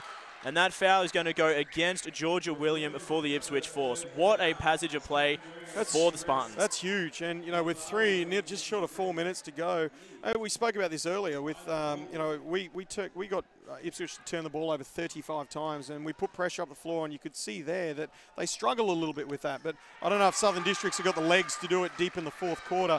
But in saying that, Aja's just hit a free throw, 3-point play, and they take them up by 1. Yeah, absolutely. It is an incredibly close game where just over 3.5 minutes to go in the fourth quarter. It's a 1-point game. The Brisbane Spartans just in the lead again. The Force do have it, though, as Williams drive left, splits the traffic, but great defense from both Romy Bear and Beck Haynes, but they just step out of bounds on the block. But again, great defense coming out of the Spartans girls. Did it touch the rim, Regan? It'll be interesting to see what they do. I don't think it did. And I don't know, to be completely honest with you. They've picked up on it. Look, it didn't. I think she jammed it down her throat a little bit there. And I don't know how deep it was in the 24, but if I was Beck, I'd be arguing it was down about 2. Well, the joys of, oh no, I don't have time to go back to my instant replay. Unfortunately, they're going to run it straight back down, but they have gone down to 14 seconds. So whether that's because they're saying it hit the rim or whether they're saying that Haynes or Romy Bear had possession, but that's probably not the best offense that I've seen Ipswich Force play. I think the pressure is starting to hit them as AJ rushes a very deep 3-point shot that didn't pay off. I'm not sure if she knew that they had a fresh 14 seconds on the shot clock. She didn't need to jack anything. That's a good cut. That's a really good cut. That's a nice move there as well. Great offense from McDowell-White. When players go at the rim, things happen. And, it's a great cut by Jess McDowell-White. Very intelligent young lady. And we'll just see what, they can do defensively here. And on the flip side, what Ipswich can do on an offensive end. Tough shot. And again, AJ, when it counts, she's working hard on the inside. And, that's where I want to see her for the last 2.5 minutes is inside, playing a strong game of basketball under the rim. She doesn't need to be jacking those rush threes. Correct. No, her game of basketball tonight has not been from three-point land. She's 1 from 7, but she's shooting much, much better inside. It was interesting watching her at halftime. Everything was a three-point shot for her. You know, she was working on that shot, so maybe she thinks she's due. But you're right, here's Aja inside. That's a tough little look. You know, that's just experience. You know, she's played in the WNBA, she's played in the WNBL, she knows what she's doing, and puts them up by 3 with 2.5 to go. So every possession becomes a bit tougher for Ipswich here. Yeah, and that was a nice, healthy roll there for Parham as well. I mean, the Ipswich defense was really strong and really good in front, up straight, but just got the healthy roll as Parham gets called for the foul coming across the wrists of AJ. What do you think, foul or no foul? To be honest, I was clicking buttons and I didn't actually see it. I saw the arm come across, but I'm watching on a tiny little, probably 6-inch screen. I could not tell. Okay, how about you? Well, that shows that we weren't looking at our stats before, because the reason Aja sat because she was on 4 fouls. So with that foul, she's fouled out. So that's a little bit bad on our behalf. But, you know, look, I thought it was a bit of a tough call. But once again, you don't put yourself in that position, do you? Yeah, definitely not. I mean, a situation like that, wide open shot, you're running in from the side, you make contact. Maybe the contact was on the ball first, but there was movement in the arms. It's a tough call either way, but it wasn't a smart play from Aja Parham, unfortunately. She will sit for the rest of the game, and that is going to hurt the Spartans as well, because Aja, she scored the last 2 layups in underneath for the Spartans as McDowell White goes to work again underneath. Hey, I am so impressed with Jess McDowell White here. She is playing one hell of a game. She's very smart. You know, she's working on... It'll be interesting to see if they get the ball over here. She's in trouble. On your point there, Jace, as well, I mean, McDowell White is really stepping up and playing an important game of basketball where it really counts. She was quiet in the first couple of quarters, but in the last few, she's stepped up and I think probably put 6 on the board in this 4th quarter. So she's really stepping up and showing that, you know, clutch game of ball, she has what it takes. And you know what I like about her, Regan, though? She's not relying on her. She's a very good outside shooter. She's not relying on that. She's sucking in defense. She's cutting hard to the rim. And you know what? As the defense gets tired and breaks down, you're getting layups. And this is where they're, you know, they've now got a little 3-point lead. And here's a layup for, well done. Good job. And that was a beautiful offense there from Rachel Maid. Unfortunately, just missing the roll on the inside. But again, just showing how talented a player she can be. She split the defense, faked out, and then just found that gap coming through. That's smart. That's, you know, for such a tight game, they're down by 3. They need a score. You know, I'm really impressed with her ability to make the right decision. She's on the free throw line here. Unfortunately, she didn't get the roll, but this is... I was about the curse I put on her there. I was about to say this is money for her. We always talk about the curse of the commentators on the free throws here at Nothing But Net Media, and that has unfortunately cursed it. She goes 1 from 2, so we've got a 2-point differential here. It's 83-85. The Brisbane Spartans in the lead with just under a minute and a half to go. And a smart set here. They're going to run an on-ball screen for Jess McDowell White. Clear it out for her a little bit. Wire. Not there, Beck Haynes. That's a big look though. Minute 20 to go. Districts with the lead. Yeah, Districts with the lead, up by 2. Just over a minute to go, and I just got a message from my co-commentator, currently over, as we see a huge charge call underneath. Amanda Johnson trying to go to work underneath. Beck Haynes really stepping up and playing strong D where it was needed. That is a huge call, and a right call coming out of Jackie Dover as well, but that is perfect defense from Beck Haynes. Yeah, once again, just the experience of Beck Haynes, many years in the WNBL, many years in the QBL and Seville. You know, she's been around. She knows when she has to do things. She got a body in line there. And look, you know, a couple of her girls are struggling on the closeout as this game gets a little bit longer in the 4th quarter. And she rotated quickly and early and got her feet set and did a good job. Ipswich is going to press here, so it'll be interesting to see how Southern Districts can play against this. They've got everyone in the front court here, and they're going to put some pressure on the ball coming up the floor. Yeah, that's a really, really good stop. And just to quickly finish my train of thought from before, got a message from John Guana, currently up in Mackay streaming the men's game, so don't forget to tune into that after this one here. But he's saying that it does indeed look like we're going up to Townsville next weekend, but bringing it back onto the floor, it is the Brisbane Spartans with under a minute to go in the QBL semi-final. It's a 2-point ball game. The Spartans are up. Romy Baird with it now, taken into the center of the keyway. Great defense coming from Masia Knight and Georgia Williams. Correct call. I was just about to say, where's the trouble going to come from? And that was beautiful defense from the Ipswich Force. Both teams really playing a good defensive game when it counts. Yeah, look, I'm really happy they didn't call that. She got tied up early, and good to see both referees just didn't get whistle happy when they saw a heap of arms in there. That's a great call, and so Ipswich have taken the timeout here. It'll be interesting whether or not he goes early on this shot clock for a shot, or whether or not he gets deep in the shot clock. This game's not over though, Regan. I think there's a lot to go in this game. No, it is definitely not. And like you said, the referees here have done an amazing job in the game. And they've been doing such a good job all year. So a big shout out to Kylie Voverden and Jackie Dover. And as I said earlier as well, you've got to give a shout out to the referee QBL sponsor for the year.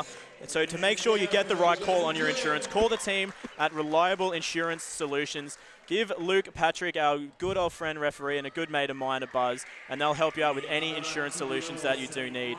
But bringing it back on the floor, we've got a timeout, but let's keep it here.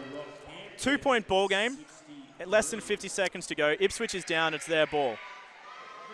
Southwest Shoes, what do you do? Yeah, look, obviously you want to get, I'd be going for I'd be tying it up. I'd be getting the ball to about 10 or 12 seconds, getting a really good look at it and tying it up, and then putting pressure on their offense to get a score. But look, we know they're one of the best three-point shooting teams in the competition, so they may go for the win here and put a lot of pressure on Southern Districts. Either way, look, there's a layup. Oh, no, fouled her. Interesting call. And it looks like Mate might be hurt as well. She's gone down pretty badly on, I think her right knee might be where the injury is. She just got caught up and coming down quite hard on that knee.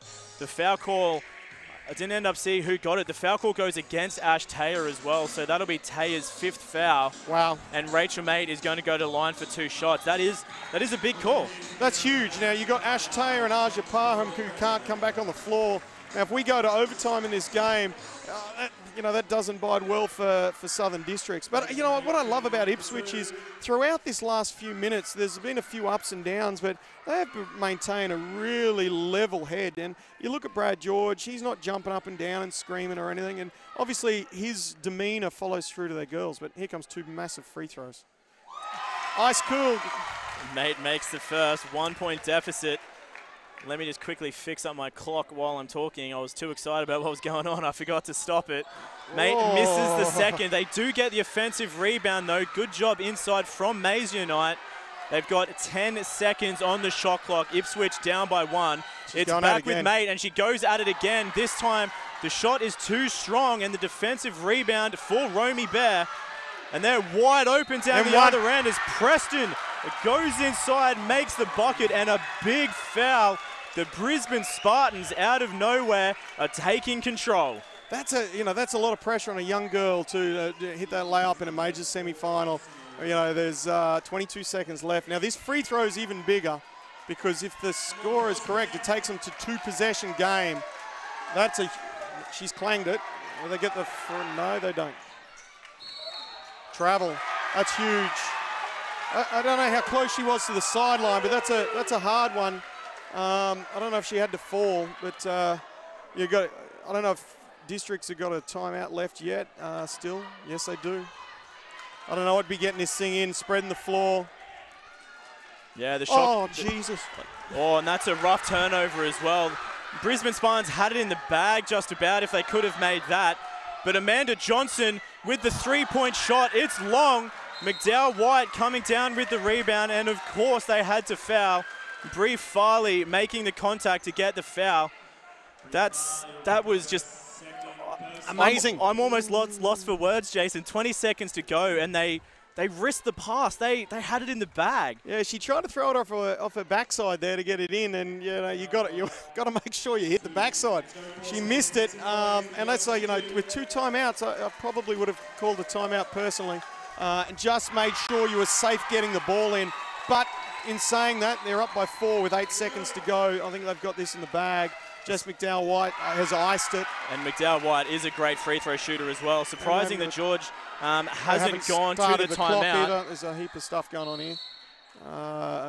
Brad has. He has called the timeout. That explains quite a lot as to why the clock hadn't started. Yeah. So We are going to go to a timeout. There is still going to be 8 seconds on the clock because technically if the clock doesn't start, anything that happens doesn't happen.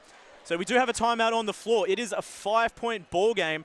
The Brisbane Spartans really dominating this fourth quarter, and a lot of the credit has to go to the young McDowell White. She's come out in this fourth quarter and she's been blitzing it. Look, two people for me in this fourth quarter. Jess McDowell White, as I mentioned earlier, she's done the little things very well, and that's not just relying on her outside shot. You know, she's got cut hard, she's got to the rim. You know, against tiring defenses, you can get layups, and in big games, you need layups to drop. And to the credit of Jess, she's done those little things above her experience in years. And the other person for me is Beck Haynes. I thought she sort of went, we're not going to lose this game, get on my back, ladies. And she's got in on the rim, and she's got touches. You know, but in saying that, I think she's been able to get inside, to get rebounds, and get the 1% of plays because they've been better in their offensive execution. Definitely so. Well, there's 8 seconds to go. Ipswich is going to get the ball to advance. If you're the Force, Jace, who do you go to? Do you look for a Rachel Mate 3-point shot or an AJ 3? What do you do? No, look, I'll be looking for Rachel because, or Brie Farley by the looks of it. No, she didn't get an open look. You know, AJ hasn't shot the ball well, and she misses that, and they'll close this game out. That's a great game of basketball. And that is the game. That's a great game of basketball. You know, and credit to both teams.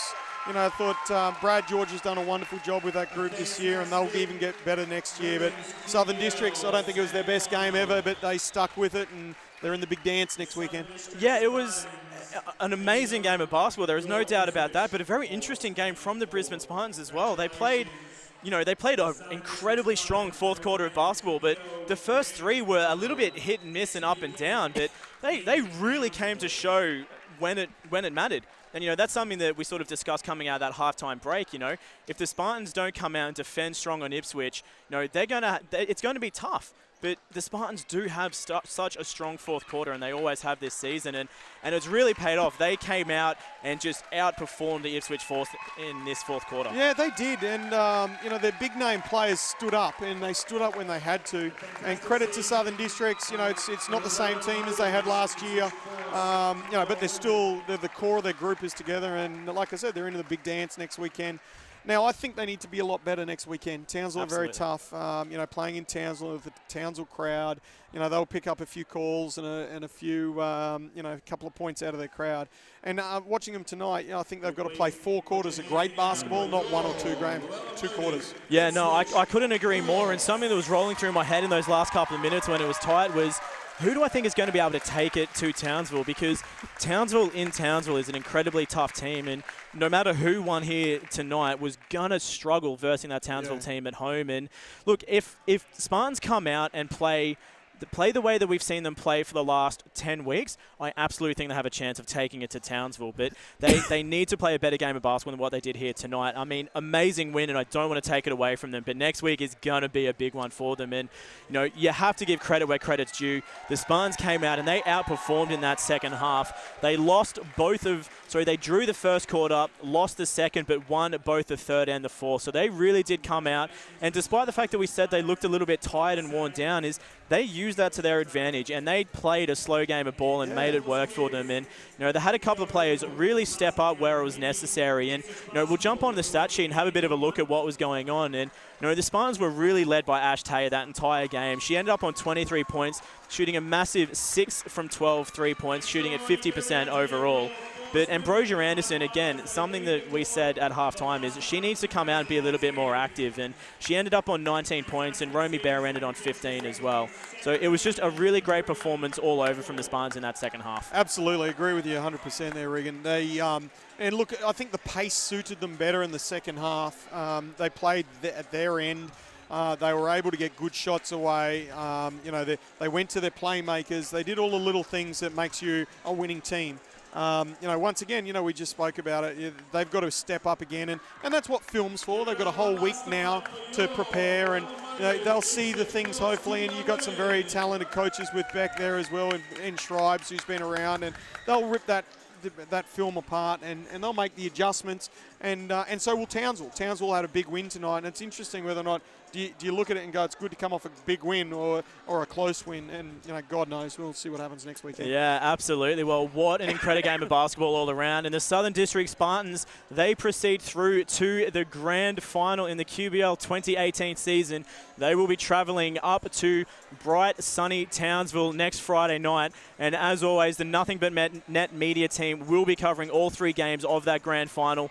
First game on Friday night, second on Saturday night, and third game of the series will be played on Sunday if necessary. Before we wrap things up, let's quickly have a final look at the score sheet as well from the Ipswich Force.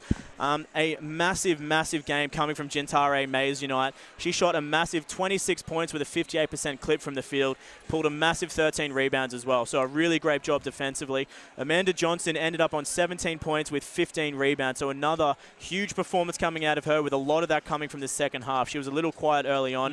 But my MVP for the Ipswich Force, Rachel Mate, she may not have had the most points. She ended on 15, but she was just everywhere, and she was such a great, consistent player down both ends of the floor. And, she really shone tonight. And, Gintare had an amazing game, big points, but I think Rachel Mate, as being such a young player, she just did such a good job for the Force and really came out and played a really strong game of basketball. 100% agree. And like I said earlier, if she doesn't get under 23 Player of the Year this year, we've got a problem in the league. But, Rachel really impressed with me. She's only going to get better.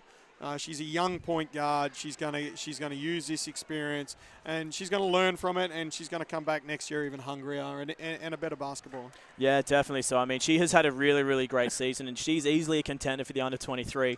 I wouldn't be disappointed, though, if she went down to Sarah Actually, I don't know how old Ellsworthy is. Sarah's only 19. Well, there you go. So I wouldn't mind if Mate lost to Ellsworthy, because I was a big fan of her throughout the season as well. Yeah. Obviously, I covered every Southwest game, and, she was just a great player consistently throughout. And of course for the Force as well, Georgia Williams ending on 14. And one final look at the Spartans as well. You've got a big, broad spreadsheet, but Ash Taylor by far, she ended on 23 to lead her team. Anderson on 19, Bear on 15, and McDowell White, again, incredible young player coming out and really shining where necessary on 12 points. But what a game of basketball, Jace. I don't think I could have asked for a better quarterfinal to cover here, especially going by the result in Townsville. Just a great opportunity, and always great to get to have a chat with you as well. Absolutely. Thanks for having along. And, mate, before we go, who's going to win next weekend? What's your prediction? It's going to be a tough one. To be completely honest, it is going to be a tough grand final. I think Townsville will take it. It is a very different Brisbane Spartans team this year versus what it was last year, but Townsville has just had such a strong season week in, week out. And the talent that they have in that team, especially with some of them, like Darcy Garbin, she's such an incredible player. She's so incredibly strong consistently throughout the season.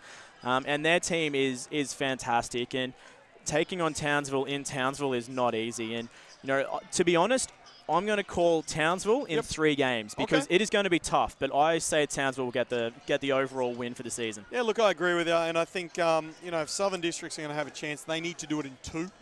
They need to win the first and second games and call it quits, because they don't go deep into their bench. And, I think Townsville's bench is slightly probably deeper, and they're a little bit more youthful. So if they go to a third game, there's going to be some real tired legs after a big game tonight as well, getting on a plane, travelling up there, and so on and so forth. So if they're going to win, they've got to do it in 2. But my prediction is Townsville are going to win it in 2. So we'll see how we go. There we go. Well, that will be covered next week. All 3 games of the Women's QBL 2018 Grand Final live from Townsville on Nothing But Net Media. But to wrap things up here, got to give a big shout out to my man Jason Ralph. He's pointing out at me doing the live commentary here in the stadium. But got to shout out to Jacob Beals for doing the camera work for us here. Jason Cheney, first time commentating with Nothing But Net Media, but hopefully not the last. Hopefully we'll be able to have you back for some games in 2019 next year, but always a pleasure. And as always, my name is Regan Baker, and a big shout out to John Guana from NBN Media and James Bowman down in Sydney. But for those of you that are still watching, don't go anywhere. Tune over to the Nothing But Net game being covered on the Basketball Queensland YouTube channel. They are watching the men's game up in Mackay, and it is Mackay versus the Cairn Marlins in the men's semi-final. It's a 61-47 point ball game, so tune in to that live stream now. It's on the Basketball Queensland YouTube channel. Go and check it out. But thanks again for tuning in, and we'll see you next week at the women's grand final up in Townsville.